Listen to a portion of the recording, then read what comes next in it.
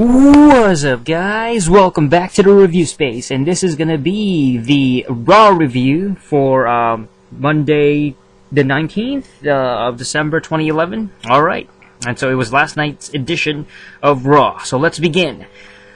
The show begins with CM Punk, Daniel Bryan, and Zack Ryder coming out, all introduced as three champions, and obviously two of them are the new champions that were crowned on TLC.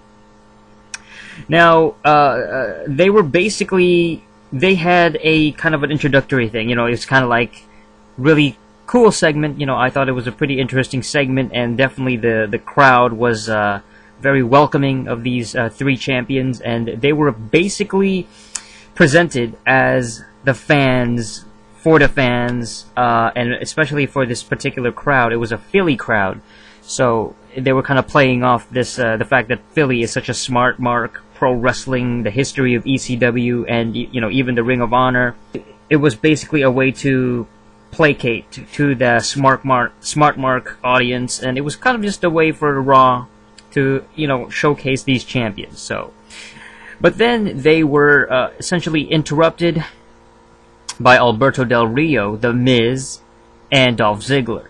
Three guys who were also involved at TLC who lost matches there, and they were basically the heels. So essentially it was a heel versus babyface type of segment. Very traditional, very good moment, I think, because it looks like they were about to start, really brawling, start fighting each other. But then Johnny Ace, aka John Laurinaitis, he announces a 3-on-3 tag team main event between the six wrestlers, I should say. So it's going to be babyface versus heels, obviously, and it's going to be the team of course, the Punk, Bryan, Ryder against the Alberto, Miz, and Ziggler. So that was going to be the main event. So definitely kind of set the tone for the night. Then we get Randy Orton against Wade Barrett, and this was a kind of a rematch from TLC, which I thought was a little bit, I don't want to say pointless, but this match was just, they were facing each other again so soon. Not even like they didn't even wait. All of a sudden they have a rematch just like that without any build up, really, which to me just kind of cuts the value of the feud, because they have this big, they have a big match on TLC, and then which Randy Orton won, and then all of a sudden they have a rematch again right on Raw. So they have a pretty okay match, I guess. It was alright, nothing really stood out too much except the ending, where Wade Barrett puts Randy Orton through the table. He used the wasteland finisher, and Randy goes through the table.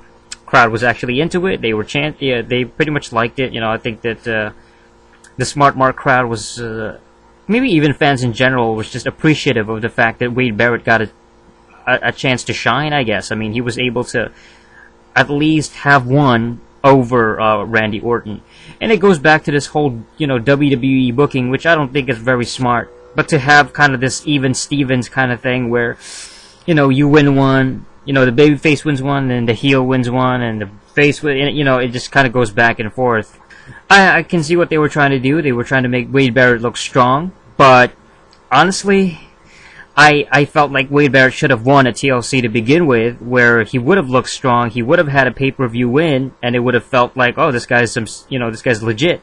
Instead, they give him a win on Raw, which was a very fast rematch to begin with, and it was just like, okay, so Wade Barrett has one over Orton now. So is the feud continuing, or what? Is that it, or you know what I mean? Like, where does it go from here? Is it now just even Stevens, where Wade Barrett? It doesn't feel like Wade Barrett stood out too much, because he lost the match, at TLC, and then all of a sudden he wins a match again. So it's like even Stevens, which doesn't help to put over one guy. You know what I mean? It just kind of makes it a mediocre kind of thing where nobody really stands out. Alright. Next match, we got Alicia Fox against Beth Phoenix. This was a really short match, actually. I was quite surprised. It was actually Alicia Fox squashes Beth Phoenix. That's right. She beats her in like 2 minutes or something. It was very, very short. And afterwards, Alicia Fox, she she cut a really cringe-worthy promo. I really was not a fan of Alicia Fox on the mic. Just kind of an awkward, kind of forced, cringe-worthy promo. I just didn't like it. Her presence is just horrible on the mic, and the whole thing just felt so forced, and, you know, I just wasn't having any of it. I couldn't really get into it. Alright, next match, we got Sheamus against Jinder Mahal. Okay, this match, I mean, they had a match the previous week, or an encounter previous week on SmackDown, and then Jinder comes out, you know, interrupts Sheamus. I didn't even really interrupt them. I think they were scheduled to have a match to begin with, but he comes in his full garb, you know, and he's cutting a promo, and, you know, part of it is in his native language. I don't even know, but, you know, somebody knows the languages the Indian language that he's speaking. Is it Punjabi or is it Hindi? I'm not entirely sure, but I'm actually quite surprised that Jinder gets the amount of promo time that he gets. You know, he does get a chance to at least speak on the mic. You know, there's a lot of other wrestlers that don't even get a chance to talk. You know, Evan Bourne, you know, Kofi Kingston.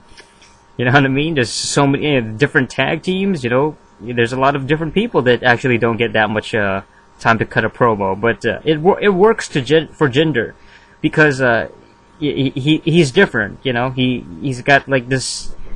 He's almost like an Indian Alberto without the whole, like, the elaborate entrance and the massive, like, Vince McMahon push, you know. Right, so Sheamus beats Jinder, though, so it was kind of, you know, Jinder's sort of a jobber to Sheamus right now. You know, he needs an actual feud against somebody, because right now Sheamus is just, you know, a very powerful, established, you know, kind of character that's just beating guys, you know, sort of these random heels that whatever they can find at the moment, you know, whoever's available at the moment. Alright, so... next up, we got a segment with, actually, it was Mark Henry and John Cena. What happened here? Okay, so Cena comes out, talks some smack. Henry comes out then and interrupts him. Actually, it was John Cena was about to call out Kane, and then Mark Henry interrupts John Cena's thing. I mean, I'm sorry, guys. You know, I know I don't sound too enthusiastic here because it really wasn't that. This Raw was just really kind of bland. I mean, I didn't feel too engaged with this episode. I mean, this segment is a primary example of that because here you have Mark Henry, and he comes out. You know, it's kind of funny.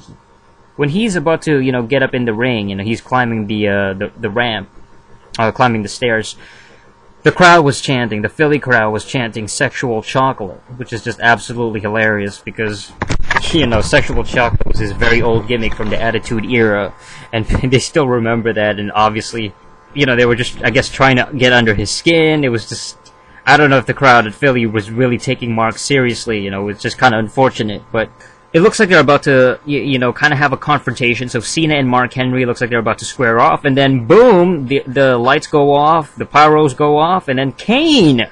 All right, so it looks like Kane is about to attack Mark Henry. And Mark Henry is like, "Nah, dude, like, you know what I'm saying, you know, I'm injured or whatever." You know what I'm saying? He just looks like they're about to square off, but not really. So Kane turns his attention towards John Cena instead. John Cena's still in the ring at this point, and Kane goes inside the ring, and John Cena starts attacking him, and, you know what I'm saying, he attempts a clothesline Kane from the ring, and Kane falls on the floor, but he lands on his feet, then he grabs John Cena, and then he throws John Cena over the table, the announcer's table, and then he looks like he's choking him, kinda. You know, his mouth, he had his hand over John Cena's mouth, and then John Cena's mouth started to bleed a little bit. And then he takes his t-shirt. Yes. So, what looked like a vicious, or about to be a very vicious, malevolent, brutal attack from Kane, a merciless, big red machine beating that he was about to dish out to John Cena, it turns out that he just wanted his t-shirt. His Rise Above Hate t-shirt. He tears it off Cena, and then he walks away, goes backstage. And that was it. That was the end of the segment. John Cena was just kind of, you know, left him kind of just laying there looking around like, what just happened? This segment was very anticlimactic. You know, it was very underwhelming. I can't even believe that they're going through this whole John Cena versus Kane thing. I did not expect, I didn't think of this, that this was going to happen, that, you know, Kane was going to end up feuding with John Cena. You know, that's what everybody was saying. Everybody said that Kane is going to start. I didn't even believe it. I was just like, nah, it's going to be Mark Henry. It just makes more sense because Mark Henry took Kane out, and it's going to be a strictly SmackDown kind of thing. But no, you know, it looks like Kane's return is going to be for John Cena. It looks like it. Maybe it could be a triple threat. Maybe it could be a Mark Henry, Cena, Kane kind of deal. I don't know where they're going with this. I really don't. I really don't know, because right now it's way too early to really tell any. You know, you can't really judge anything too quickly, because who knows what they're going with. You know, what kind of feud. Who knows how long it's gonna last. Will it go all the way up to just Royal Rumble? You know, is it going to be a match? You know, Cena versus Kane at Royal Rumble, and that's going to be it. I mean, I just don't know. I'm still a little bit interested in it, but I gotta be honest. I'm not too excited about this, because it is John Cena against Kane. You know, I was just hoping it'd be strictly Mark Henry and Kane, but whatever. I mean, you know, John Cena, he can, at least, you know, he's more athletic than some of these other guys, so maybe, yeah, this match could be decent at the very least. Okay, so what else we got? We have the Usos against Epico and Primo. This was a tag team match, of course, and the Usos making a really good entrance, and, you know, it's probably the best part about this whole thing. Like I said before, they're a pretty good gimmick, pretty good tag team with a nice gimmick, and I kind of enjoyed it. You know, kind of a fresh breath of fresh air. Epico and Primo, the thing that they have going for them is probably their athleticism. You know, they're pretty good inside the ring. They're sort of a high flyer kind of tag team, and they also have Rosa Mendez as a valet. Although I kind of think that Rosa Mendez, she tries way too hard. I mean, she reminds me of like Sarita, but she's not a wrestler. You know, it's like Sarita from TNA, who is always like gyrating her hips, even though she's supposed to be a heel. I don't understand this whole thing. I don't know why Latina wrestlers have to always gyrate their hips and just kind of shake it, even if they're heel. Like, to me, that's a babyface thing. You shake your hips to get the crowd over, to sort of entice the male audience especially, and kind of get them into you, and to sort of like be fan service. But them always shaking their hips, even if they're heel, they're supposed to be a villain. You're supposed to boo them. You're not supposed to be turned on when you see Rosa Mendez, because she is a villain. But she still does it, so I don't know. I think she tries way too hard, but she's nice to look at and all that stuff, so it's you know, can't complain too much. Epico and Primo win this match. I mean, they win again. They've beaten the Usos before. I kind of thought the Usos were going to win this time. I don't know why they're burying the Usos. I have no clue. I have no idea, but we'll see what happens with this tag division. Alright, next up we got Cody Rhodes promoting a Royal Rumble. Alright, and he was like, blah blah blah, I'm gonna win the Royal Rumble. And then Santino comes out, Santino Marella.